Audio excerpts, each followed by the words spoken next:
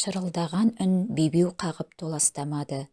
Өмір деп аталатын жарық дүниеге әлде қалай келгеніне шамырқанды ма, әлде қара тастай зіл тағдырын тұла бойы түршіге сезінді ме, қызыл шақа нәресте тынбай зарлады. Ащы үні ашына шығып, әлдекімде кегі кеткендей жұдырығын түйе шірене іңгәләді. Терезенің сыртынан түнерген қара түнді тіліп өткісі келгендей айғайға басты. Жақынынан медет күткендей ара-тұра ыңырсыған үн береді.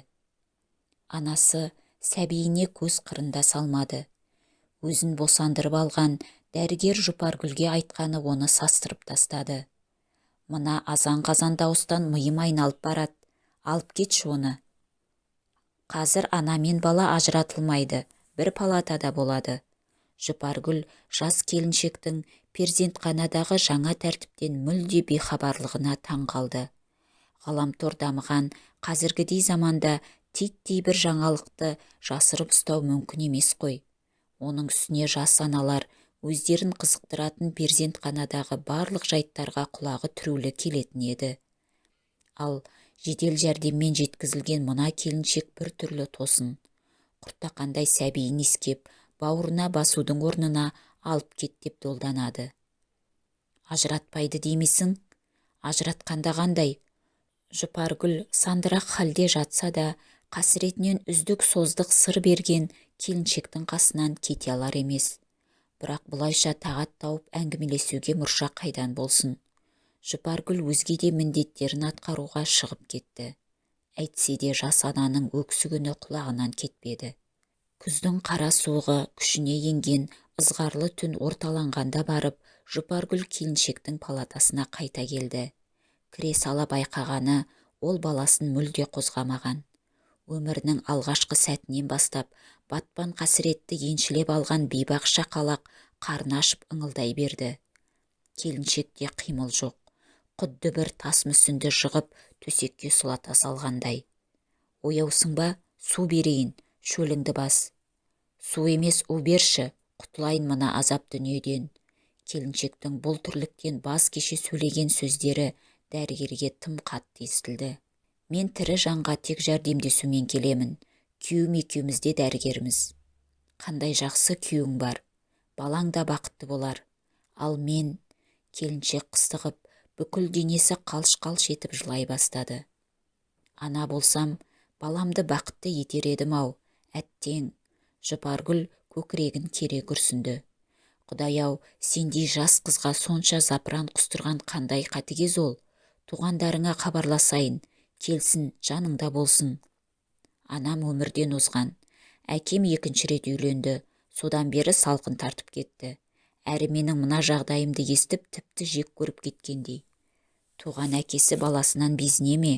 Уақыт өте келе бойы үйренер, әрі сүйкімді жиын көргенде жібіп сала берер. Жоқ, менің шақырар жанашырым жоқ. Әкем бала көрсе жібей салатын мейірімді емес. Ол намыс деп кеуделеніп қалған. Аты жөніңді дұрыс жаздырдың ба? Орынгүл Ізбасар қызы деп едің. Мен ешкімді алдап, сұрқиялық жасамадым. Керісінше өзім алданып бір әзәзілдің тұзағына түстім. Оның әр сөзіне сеніп, ұшпа махаббатқа мас болып жүргенімде, ол мені өз айтқандай табиғи қажеттілік үшін пайдаланып келіпті. Оның әйелі екі бірдей баласы бар екен, кеш білдім. Орынгүл өзінің кеш білген шындығын көзінен жасы сырғанай айтып ах ұрды. Әй аңғал сіңлім-ау, саған жәрдемдескім келіп ақ тұр. Бірақ қалай көмектесерімді де білмеймін. Жұпаргүлдің сөзін қалта телефонының шылдыры үзіп жіберді. Жұпаргүл Әзілбайқызы, шұғыл жеткізілген ана бар. Тездетіп қабылдау бөліміне жетіңіз. Орынгүл, мен жұмыс арасында келемін. Оған дейін сен сабаңа түсіп, ас суыңды іш. Толғағың ауыр болды, жақсылап демал. Келіншек үндемеді. Әлденеге бекінгендей солқ жата берді. Жұпаргүл қабылдау бөліміне жылдам жетіп барды. Толғақ қысқан әйелдің жанында бірнеше жақыны жүр. Орынгүлдің шырқырай жалғыз жеткен аянышты күйі көз алдынан жылжып өте берді. Жан қиналғанда қасыңнан жақының табылғаны да үлкен демеу ғой. Бұл келіншекті де Жұпаргүл қиындыққа тап қылмай босандырып алды. Өмірге іңгәләп қыз бала келді. Нәзік үнімен анасын шат қылды. Жұпаргүл әйелдің туыстарына қуанышты хабарды жеткізгенше асықты. 10 жылдай осы аудандық перзентханада дәрігер болып жүрген Жұпаргүл қаншама нәрестенің өмірге сәтті келуіне септігін тигізді. Қаншама әкенің қуанышты жүздерін көріп, өзі де солармен бірге қуанды. Өзі ие бола алмай жүрген ана бақытын өзгелердің дидарынан байқап, тек қызығумен келеді. Сүйінші деп жайран қаққан бұған талай жерде ақшала жүгіргендер болып еді. Әлі де бар ондай ақ көңілділер. Қуанса, қолындағы барын ұстата салатын қазақ емеспіз бе? Жұпаргүл сүйіншісіне берілген ақшаны да, ерекше қара деп еске салуға тырысып ұсынылатын параны да алып көрген емес. Күйеуі Дархан екеуінің ата-ана болар бақытты сәтін күтумен сол ғажайып күнге таза жету жолында жүрген еді. Құттықтаймын, сіз баланың әкесі боларсыз. Я, әкесімін, тезірек айтыңызшы, дәрігері ұл туады деп еді, ұлым жақсы ма? Қатқан қайыстай қара жігіт аптығып сөйлеп, тіпті құлақ аса қояр түрі жоқ. Кешіріңіз, жұбайыңыз қыз босанды. Мүмкін емес. Учаскелік дәрігері тексеру кезінде ұл деген. Қап-қара жігіттің бет жүзіндегі манағы қуаныш лебі лезде сейіліп, ала көзі шатынай қалды. Әйеліңіздің жағдайы жақсы, бала да бір қалыпты. Одан басқа қандай қуаныш болсын? Жұпаргүл қыз баланы бейне бір керексіз заттай көріп, зікір салуға дайын тұрған жігіт ағасына ашық жақтырмай қарады. 4 қыз туды, 5-шісі ұл болады деп сеніп ем. Мына өмірден ұл көрмей, ұлдың әкесі болмай өтем бе? Кәдімгідей жоқтау сарынымен созақтаған еркекті бірге келген үлкен әйел жұбата бастады. Не ексең соны орасың деді де, Жұпаргүл кезекшілік орнына оралды. Бітпейтін қағаздарды толтырып, әріптесімен бірге бірталай отырды. Екеу ара сөздері жұмыс жайында ғана. Тәжірибесіз әріптесіне қағаздардың ретін түсіндіріп отырса да, Жұпаргүлдің ойынан бүгінгі екі жағдай кетпей қойды. Екеуі де дүниеге бала келгеніне назалы. Бәз біреулердің жазбай-ақ жаттатқан заңымен жазалы. Бұрын қазақ қыз туса, өрісім кеңейтін болды деп қуанбайтын ба еді.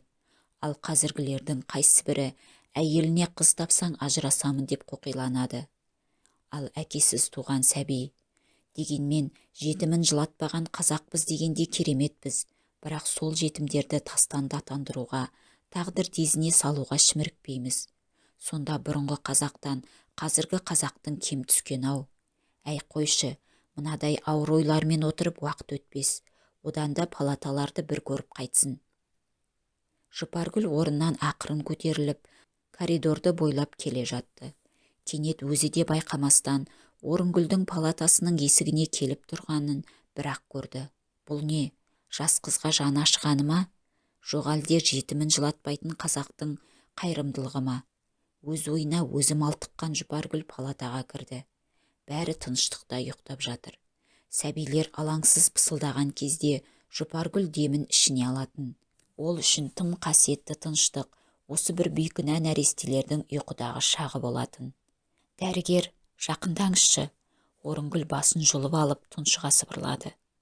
Не айтайын деп едің? Бір керегің бар ма? Жұпаргүл әйелді тыныштандырмақ болып жанына жетіп барды. Сіздің маған көмектескіңіз келеді ғой, солай ма? Сыр суыртпақтамай, оқыстан тура қойылған сұрақтың астарынан Жұпаргүл әлде бір жағдайды шамалап тұр. Иә, қолымнан келсе жақсылығымды аямас едім. Мына еш жазығы жоқ баланы аяймын. Шынымен көмектескіңіз келсе, онда мына баланы асырап алыңыз. Менің тым болмаса көңілім тыныш жүрсін. Баласын емес, әлде бір затын бөгде біреуге ұстата салатын жомарттай келіншек жайыла үн қатты. Не сандырақ бұл? Балаңды бөтен біреуге беріп жіберсең, көңілің қалай тыныш болады? Бала өзінің анасының бауырында өсуі керек.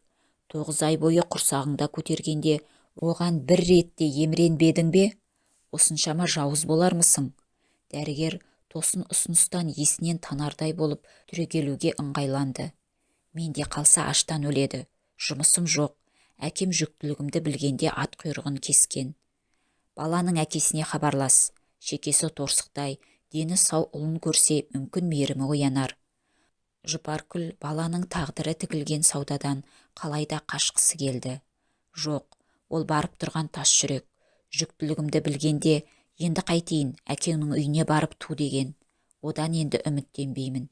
Көмектесіңіз, балам тым болмаса тірі қалсын. Менің оған берер барым осы. Аман қалсыншы, өтінем сізден. Дені сау ғой. Иә, дені сау. Бірақ тегі кім? Жұпаргүл шым-шытырақ ойдың шырмауында қалды. Жетімдер үйінде оны жақсы күндер күтпейтінін білем. Ал сіз әйелсіз, дәрігерсіз, анасыз. Ойланыңызшы. Өлердегі сөзін айтқан, өмірдің азын көріп, көп азабын тартып үлгерген, содан да барлығынан көңілі қайтқан бойжеткеннің баласы үшін жасаған дәрменсіз әрекеті Жұпаргүлді ойландырып тастады. Ол еш құпия жасырмайтын ақ жарқын мінезіне басып, күйеуіне қоңырау шалды. Дархан да ұзақ жөн сұрап қыстамады. Жұпаргүлге тез-ақ жетіп келді. Дархан келгенде Жұпаргүл Орынгүлдің ұлын құшақтап отыр еді. Оның бұл бекем отырған түрін көріп, Дархан алған бетінен қайтпайтынын іші сезді.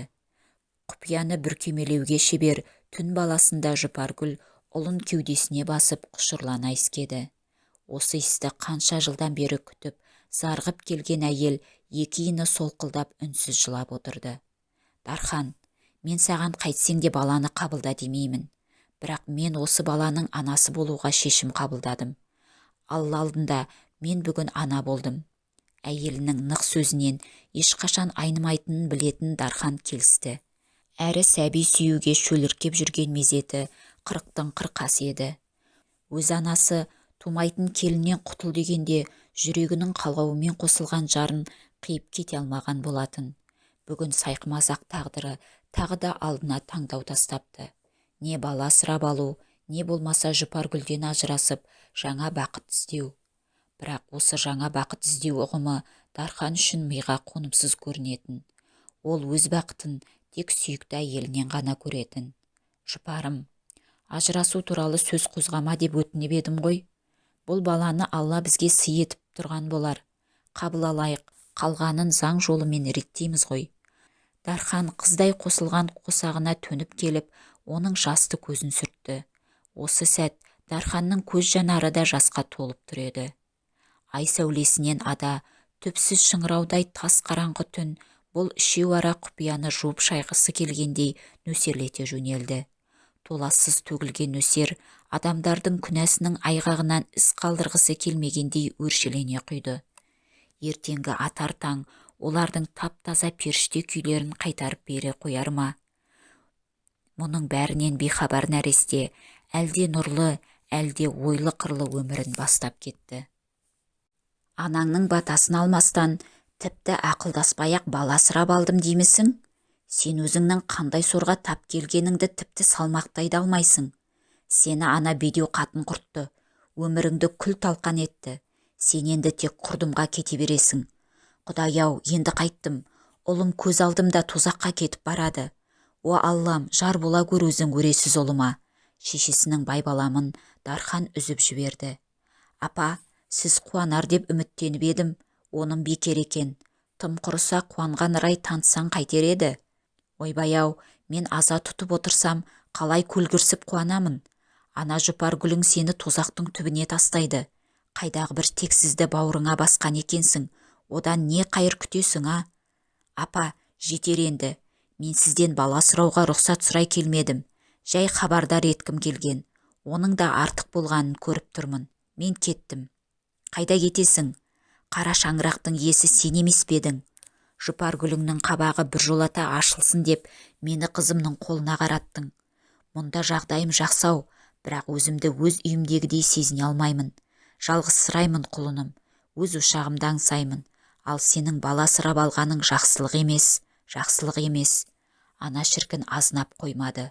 Жалғыз ұлының сәби сүймеуі оның жанын аяздай қарайтын. Ал бүгін ұлы келіп, келіні екеуінің бір тастанды сәбиді асырап алғанын айтқанда, ана көңіліндегі немерелі боламау деген үміті шорт кесілген. Содан да ол жылап сықтаудан тынбады. Қай күнәм үшін мені осылай бір қызыл етке зарықтырып қойдың, Құдайым? Неге мен ел қатарлы немере сүйіп, өз шаңырағымда қартаймадым? Жарқын отағасының шаңырағы күйреді ғой. бала асырап алса, енді ана жылан келін өзі туа алмайды дегені ғой. Біліп едім, сол албастының алғаш келген күннен бастап қаншырдай қатқан кейпінен бір сұмдықты болжап едім. Қыз күйеуімнің қолынан ақыретке аттанармын. Онда барғанда отағасына не бетімді айтамын? Жалғыз ұлың тұяқсыз қалды деймін бе? Сен келіннің соңынан жүріп, маған топырақ та салмайтын түрің бар. Ал Құдай, мен сорлыны тезірек ал, көрсетпе бұдан өзге мазағыңды. Апа, әке атанғанымның несі мазақ? Әкемнің шаңырағының түтіні түзеу ұша береді. Өкпе ренішіңді қой да үйге қайтшы. Жұпаргүлді де бекер жазғыра берме. Сені үйден қуған кім бар? Немереңді көрсең, мені бүгінгідей ренжіткеніңе өзің ұялатын боласың. Ол сондай тәтті, кіп-кішкентай. Тәйт, көрсетпе маған ол тексізді. Менің немерем жоқ, соны біліп қой. Шық үйден. Қадиша кемпірдің даусы күйіне ащы шығып шаңқ ете қалды. Төргі бөлмеде алаңсыз ойнап жүрген 3 жасар жиені қатты дауыстан қорқып кетіп жылап қоя берді. Азан-қазан болған үйден Дархан атып шықты. Әлденеден бас сауғалай қашқандай бір аласапыран күй. Анасының бетіне бас айтқан шындығын мойындаудан қашып бара ма? Әлде ана аузынан айтылған кесірлі болашақ болжамынан құтылғысы бар ма? Әйтеуір зытып барады. Кімге қапалы, кімді айыптайды, өзі де білмейді. Миында мұң сұрақ қадалған бойда көлігіне отырды. Жұпаргүлді көруге асықты.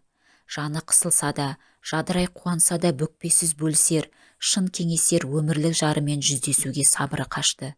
Жылдамдықты арттырып, құдды бір жыннан қашқандай алас ұрып үйіне жетті.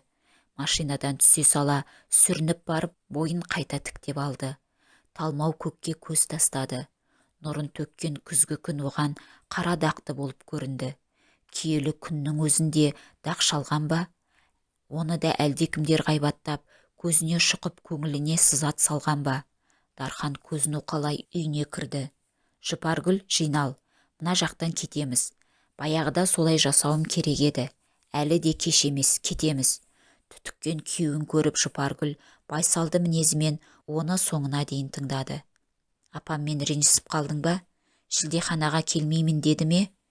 Енесімен сыралғы болып кеткен келіні оның не қылық көрсеткен іштей бажайлап тұр. Анам осы жолы артық кетті. Маған тым ауыр сөздер айтты.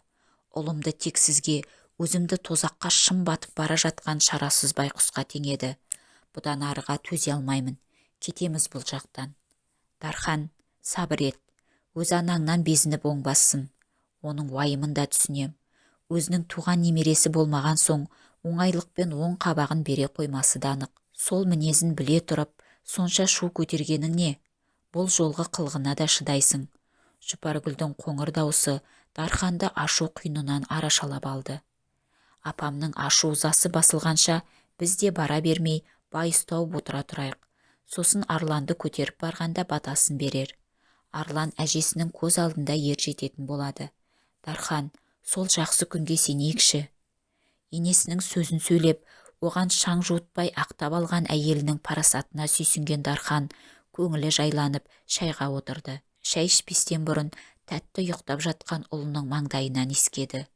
Осы бір өмірдегі ешбір иіс атаулы теңесе алмайтын ғажап сиқырлы иіс Дарханның бақытының бастауына айналған.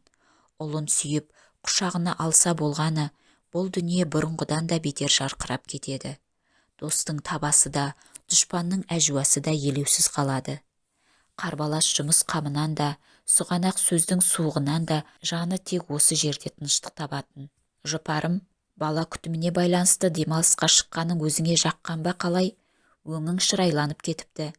Дарханның сабасына түсіп, арғымақ ашуының ауыздығын байсалды ақылына ұстатқанын Жұпаргүл оның қағытпасынан ақ аңдыды. Көңілім тоқ, бауырымда балам, жанымда жарым, басымда баспанам бар, одан артық жаратқаннан не сұрайын? Әйелі де орайын тауып әзілдей жымиды. Ол жымиғанда Дарханның көңілінің қаймағында күллі әлем шуағын шашқандай көрінетін алғашқы жылдардағы әсер сол баяғысынша үйіп тұр еді. Сонда бар арманы орындалған ару бұдан өзге ештеңені қаламай ма? Дархан келіншегін ашық еркелете жайдарлана күлімсіреді. Айтпақшы, бақытты аруыңның тағы бір қалауы бар. Жұпаргүл бірден салмақты райға ауысты. Ол не қалау? Тек айтсаң болғаны, демде орындаймын.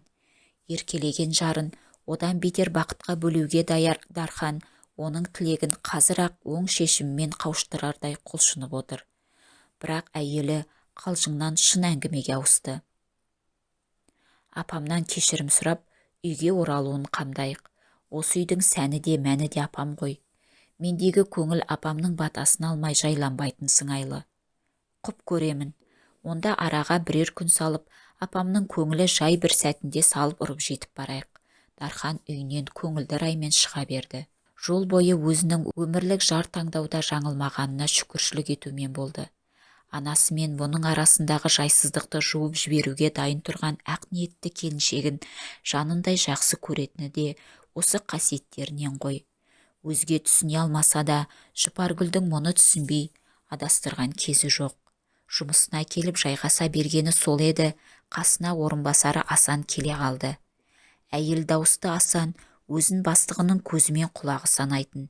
Неше мәрте бастығынан ұрыс естіп, сөз тасу мінезінен тыйылуын талап етсе де, сүйек сіңді әдетін қояр емес. Бүгінде сөйтті. Басеке, сіз жоқта жоғарыдан хат келді. Тазалық мамандары келмек екен. Ол жаңалық емес, аурухана ол тексеруге үнемі дайын ғой. Одан басқа бір еркін тақырып қатты талқыланды.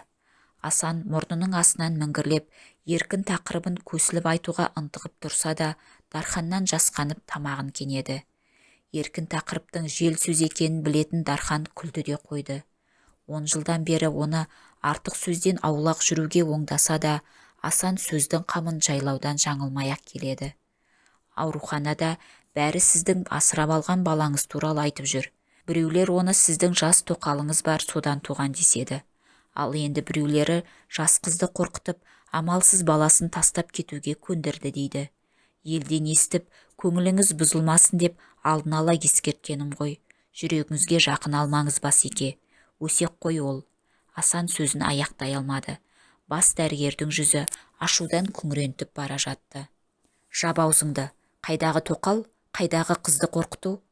Басеке, мына келер комиссия бір жағы сол баланы асырап алу құжаттарыңызды да тексереді дейді. Заңдылық жағын анықтайды деседі. Дейді мен деседі, Дарханның көңіліне енді ғана орныққан ажары ақылын алты қыр асырып жіберді. Шық кабинеттен. Тазалық мамандары қалай менің баламның құжаттарын тергейді екен деп булықты бас дәрігер. Басеке, оның несіне сонша жүйкеңізді жұқартасыз? Өзіңіз де білесіз, жұқарған жүйке қалпына келмейді. Мен бар болғаны, кет, шық, қараңды батыр. Дархан зор даусымен аюдай ақырғанда, Асанның ақ халатының етегі желп етіп тайып тұрды. Өзі кетсе де, Дарханның жүрегін сыздатып кетті. Кешке дейін кіріс-шығыс құжаттарды құлықсыз қараған Дархан үйіне жеткенше асықты. Ол үшін енді жұмыс орны да жайлы болудан адыра қалды. Төрткүл дүниеде жігіттің жанын тек үй ғана жылыта алатын еді. Өсектің өртімен кеудесін күйдіріп біткен кеш тыныштық алар түніне ұласты. Дархан айтпаса да, оның көңіліндегі кірді Жұпаргүл байқамай қалмады. Күйеуін болған жайды айт деп те қыстамады. Қосағының өзі шешілер сәтін күтті. Ал ертеңіне бозарып атқан күзгі таңмен бірге бұлар да ақ үміттерін үлпілдете жолға шықты. Алыс сапар болмаса да, көңілдерінде анамыз не дер екен деген қобалжу басым еді. Ертелете жеткен ұлы мен келінін және кішкентай Арланды қарындасының үйі ашық жарқын қабылдай қоймады. Қарындасы мен күйеу баласы тура бір жаназада отырғандай рай бермеді. Анасы мүлде теріс қарап отыр. Келдің-ау деген жоқ. Ұлы келмегендей, тек өздері ғана отырғанда елеусіз қалдырды. Дархан отбасында үнемі ыстық көңілдің, аялы алақанның әлпештеуінде өскен еді. Ес білгелі анасының теріс қарағанын көрген еместін. Бұл тоң-торыс қалып, оның жанына батып кетті. Дархан бірден сөз бастады. Жұпаргүл Арланды құшақтап, енесінің қас қабағын бағып отыр. Апа, бұлайша бұртыңдауыңызға не себеп екенін жақсы білем. Білсең неге келдің? Қай бетіңмен келдің? Маған қайдағы белгісіз біреудің баласын немерең деп телу үшін келдің бе? Анасы өткен жолғыдан да суық тартқан тәрізді. Құдай-ау, бұл өзінің ақ анасы ма? әлде басқа біреумен алмасып кеткен бе? Дархан бүгін анасын тани алмай отыр. Жұпаргүл 15 жылдан бері білетін енесін бүгін басқа, қатал қырынан көріп, келістерінің береке бермесін іші сезді. Апа, неге мені ренжіте бересің? Қарашы, Жұпаргүл және ұлым үшеуміз сені өз үйіңе алып кетуге келдік. Өтінеміз, жүрші үйге. Сенсіз ол үй қаңырап қалды ғой. Дархан анасына жас баладай көздері жасаурай жалынды. Ана міз бақпады. Есесіне қарындасы Маржан жағашты. Көңіліндегі бар запыранын құса салды. Сен үйдің жалғыз ұлы ретінде өз міндетіңді атқармадың.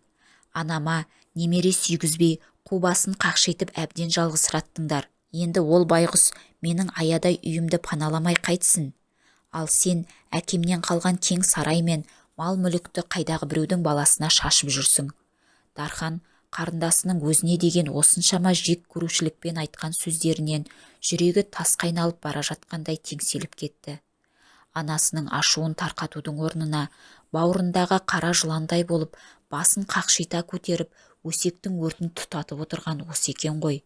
Бәсе, әйтпесе анасы бұны дәл осылай ешқашан жазғырмайтын еді ғой. Бірақ сәтте көп нәрсені түсінген Дархан кенет атып тұрды. Жүр апа, кеттік мына үйден. Мыналар сенің маған деген ашуыңды өз пайдаларына асырып жүр. Өз үйімізде оңаша отырып кеңесеміз. Апа, жинал. Ешқайда да бармаймын. Менің сүйегім осы үйден шығады. Сен ана өзіңнің қолдан жасап алған отбасыңды алда жөніңе кет. Ана шақалақты көрсетпе. Оған ешқашан жібімеймін. Немерем деп қарамаймын. Жұпаргүл күйеуінің жасқа толы жүзіне көзі түсіп, іші қанжылап қоя берді. Ұлын бауырына қысқан күйі енесінің алдына тізерлеп отыра кетті. Апа, өз перзентіңізді неге сонша қинайсыз? Аяғыңызға жығылайын, үйге қайтыңызшы. Сіз кеткелі бері жанымызға тыныштық жоқ. Апа, жалынамын. Ұлыңыздың бақыты үшін оған оң қабақ танытыңызшы. Солқылдап жылап, тізерлеп отырған келінін Қадиша кеудесінен итеріп жіберді. Менің сұңғыла ішім бір сұмдықты сезіп тұр. Бұл бала сендерге сор болып тиеді. Кет өз сорыңмен, баламды жайына қалдыр. Оған бала табатын әйелді өзім әперем. Апа, тоқтат. Маған 18-дегі қызды әперсең де, менен бала болмайды.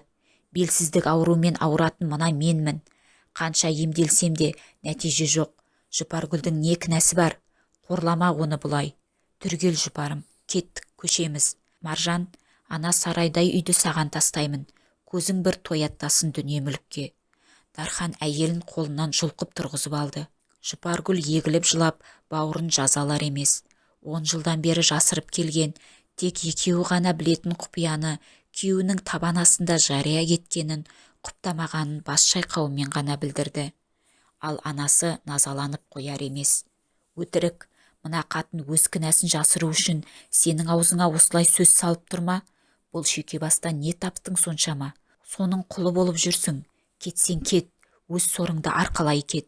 Шешесімен жүздесуден ауыр сезім құшағында шыққан Дархан көп ұзамай сонау батыстан Алматыға қопарыла көшті. Маржан әкесінің боз үйін иемденіп мәз болды. Асан Орынбасар миығынан күліп, өз армандаған бас дәрігер дәрежесіне қол жеткізді. Дарханға мал мүлік те, атақ дәреже де керек емес еді. Оған қымбаты, сүттей ұйған, өмір соқпағында еш айнымайтын отбасы болатын.